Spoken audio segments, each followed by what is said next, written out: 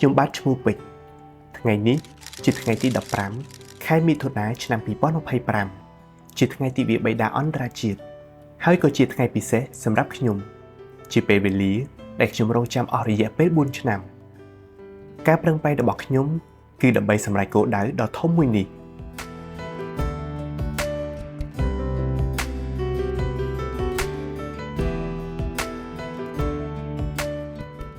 កូនពុកអើយកូនរីករាយថ្ងៃពិសេសរបស់កូនបាទកូនកូន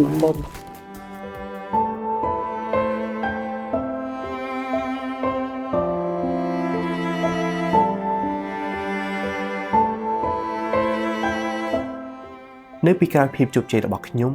គឺមានបុរសម្នាក់ដែលតែងតែមើលថែទំនុកបម្រុងខ្ញុំរហូតមកដល់ពេលនេះ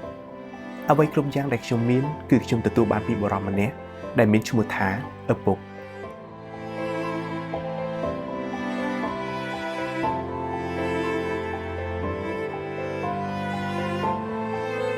ពុកពិការជើងពិតមែនតែពុកតស៊ូពុកពីធ្វើការមិនថាក្តៅមិនថាភ្លៀងពុកមិនដែលរុញរានឹងឧបសគ្គនោះទេពុកលះបង់គ្រប់យ៉ាងដើម្បីកូន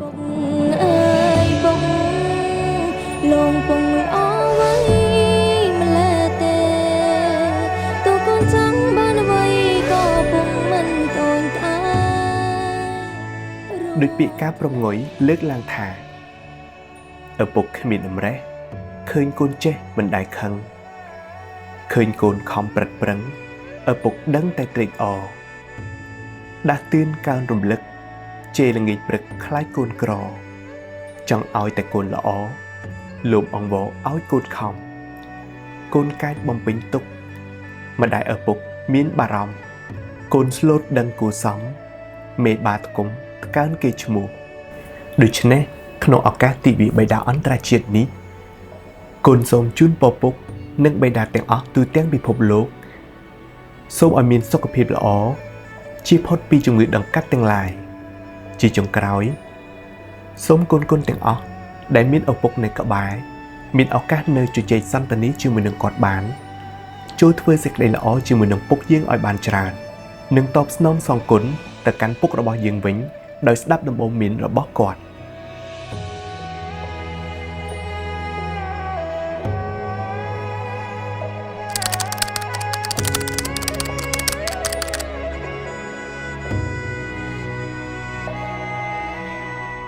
The Flora